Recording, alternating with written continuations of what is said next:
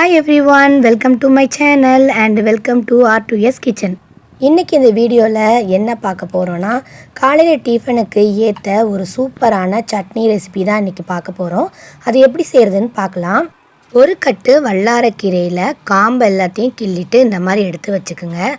இது ரொம்பவே ஞாபக சக்தியை அதிகப்படுத்தக்கூடிய ஒரு சூப்பரான கீரை.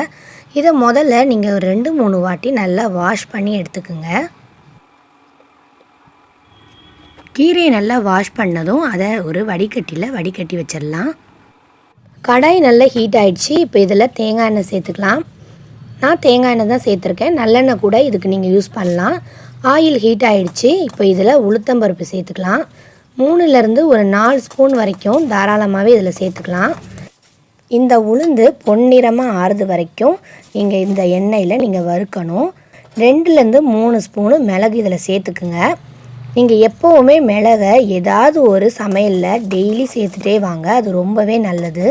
இப்போ இது கூட இஞ்சி சேர்த்துக்கலாம். இஞ்சி எண்ணெயில் கொஞ்சம் பொரிஞ்சதும் இது கூட பூண்டு சேர்த்துக்குங்க.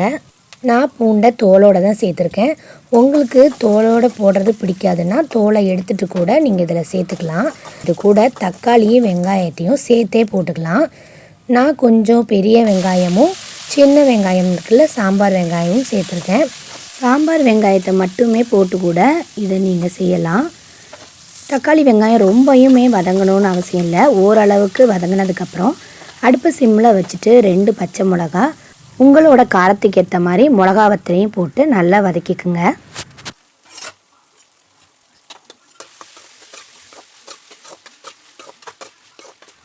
ரெண்டுலேருந்து 3 நிமிஷம் இதை வதக்கினாலே போதும். இப்போ இதில் தேவையான அளவு கல்லுப்பு சேர்த்துக்கலாம். இப்போ இது கூட கொஞ்சமாக புளி சேர்த்துக்குங்க. இது கூடவே நம்ம வச்சுருந்த வல்லார இலையையும் சேர்த்து அடுப்பை நீங்கள் ஹை ஃப்ளேமில் வச்சு நல்லா வதக்கிக்கலாம்.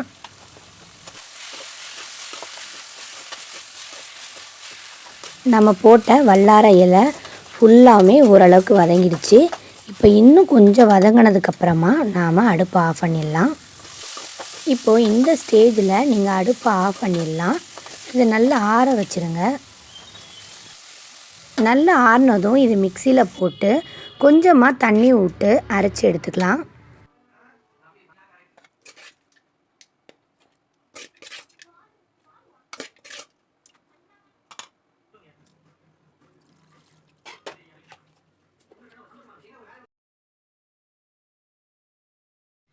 அரைச்சி எடுத்தாச்சு. இந்த மாதிரி திக்காக அரைச்சி எடுத்துக்குங்க. இப்போ இதை ஒரு பாத்திரத்தில் மாற்றிட்டு இதில் கொஞ்சம் தண்ணி ஊற்றி கலக்கி அதில் ஊற்றி வச்சுக்குங்க. நாம் ஏற்கனவே வதக்கணும்ல, அந்த கடாயை யூஸ் பண்ணிக்கலாம். அதில் கொஞ்சமாக எண்ணெய் ஊற்றி கடுகு, உளுத்தம்பருப்பு, கருவேப்பிலை போட்டு நல்லா பொரிஞ்சதும் இதில் நாம் அரைச்சி வச்சுருந்தோம்ல, அதை நாம் இதில் ஊற்றிக்கலாம். இதை இப்போ நல்லா மிக்ஸ் பண்ணி விட்டுக்கலாம். 2லேருந்து 3 நிமிஷம் நீங்கள் அடுப்பில் வச்சு கொதிக்க வச்சிங்கன்னா அதோட கலர் கொஞ்சம் கொஞ்சமாக சேஞ்ச் ஆகும். அவ்வளோதான், சூப்பரான வல்லாரைக்கீரை சட்னி ரெடி ஆகிடுச்சு. மாதத்துக்கு ஒரு வாட்டி இந்த கீரையை ரெகுலராக நீங்கள் எடுத்துகிட்டு வந்தீங்கன்னா உங்களோட ஞாபக சக்தியோட திறன் ரொம்பவே அதிகரிக்கும். இந்த மாதிரி செஞ்சு கொடுத்தீங்கன்னா குழந்தைங்களும் ரொம்பவே விரும்பி சாப்பிடுவாங்க. இட்லி, தோசை, சப்பாத்தி இதுக்கு ரொம்பவே நல்லாயிருக்கும். இந்த வீடியோ உங்களுக்கு ரொம்பவே பிடிச்சிருக்கும்னு நினைக்கிறேன். ட்ரை பண்ணி பாருங்கள். தேங்க்யூ ஃபார் வாட்சிங்.